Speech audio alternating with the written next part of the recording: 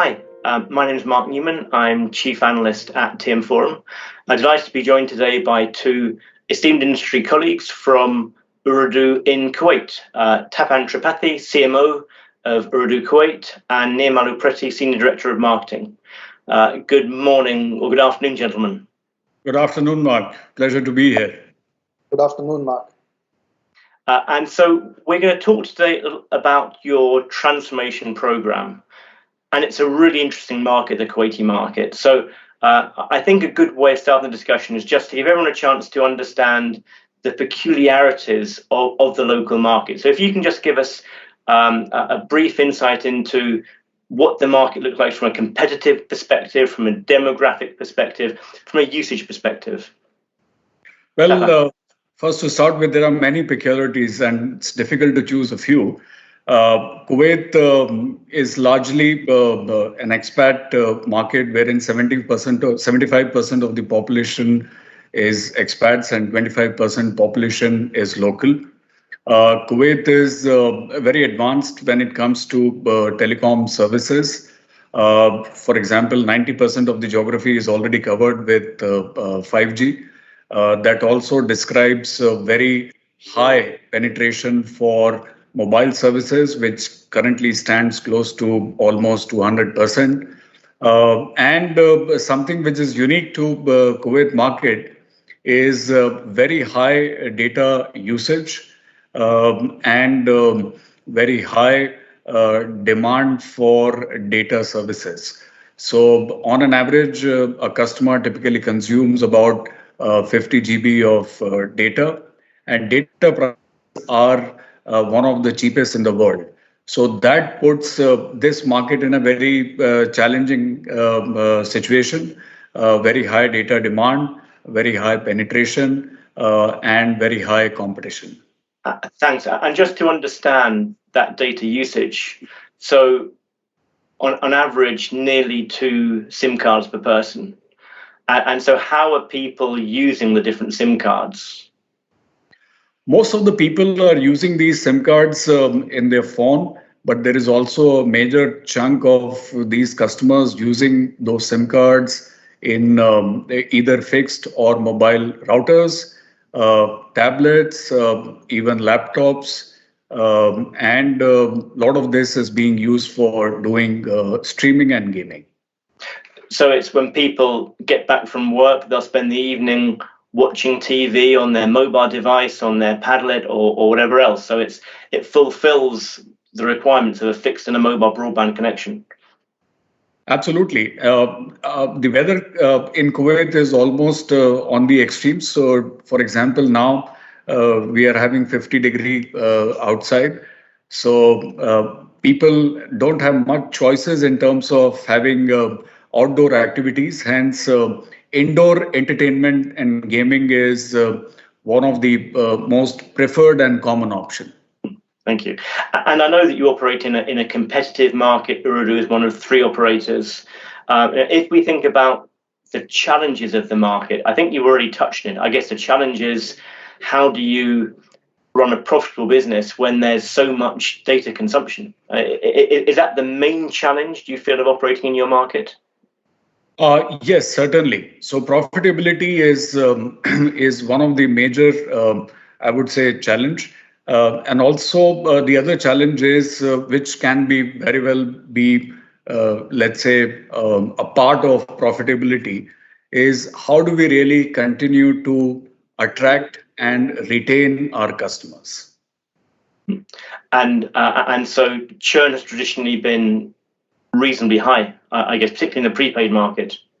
Absolutely. Because of very high competition in the market and mainly price driven, churn has been a major challenge for us.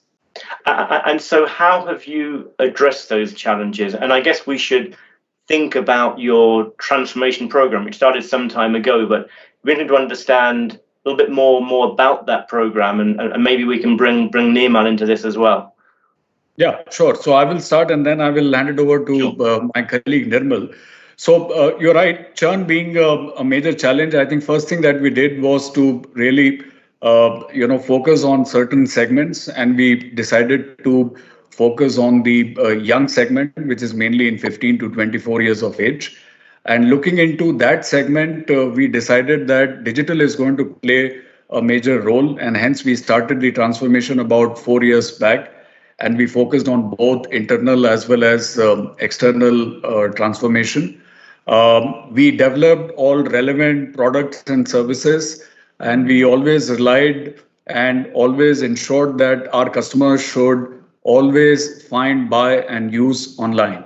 So digital should be our main channel for our customers to find our services, buy our services, and use our services.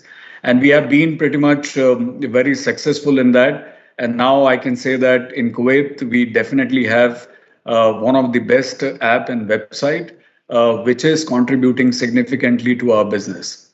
Nirmal, you want to add something to? Yeah. So just to take it forward, Mark, I think we have already spoken regarding how the CVM has evolved over a period of time, wherein, from a bare shell operations, we acquired the capabilities in terms of machine learning, in terms of advanced analytics, in terms of different tools and techniques, right? So now we are actually running more contextual offers, we are running more real-time offers. We are more scientific in the sense of finding the right moment of truth for the consumer and then pitching him the right offer at the right time. Not only this, so this was traditional CVM. What we have done now recently is we have extended the CVM to the digital channels. So now 70% of my CVM, it happens on the digital channel, be it the offering, be it the channel, be it the customer coming to the app, looking for the right offers from them, subscribing to those offers, buying those offers, disconnection, everything for now in CVM happens on the digital. So digital has become one of the preferred channel in terms of CVM for us now.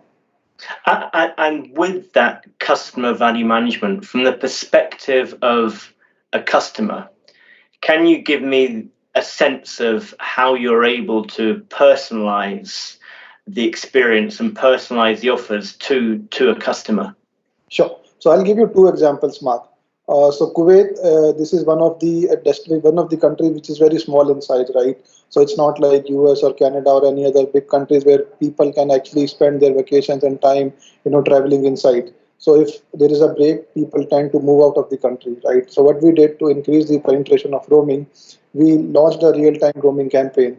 So the moment we understood that the customer is inside the airport, through the geolocation tagging, we were sending them the right offers, the right product, right prices, so that, the chances of customer who's sitting on airport, who's planning to travel, whose flight is going to take off in a couple of hours, that's the time when he will be thinking about roaming services, right? So that was the time when we actually threw him the right offers, and that actually significantly improved the convergence.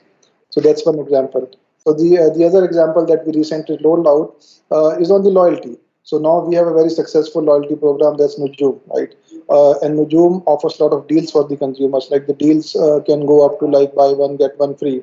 So with the help of network team, with the help of CVM team, what we have done is we took those offers and we tagged all the merchants who were offering those offers, right? And so those merchants will tag on the geolocation basis.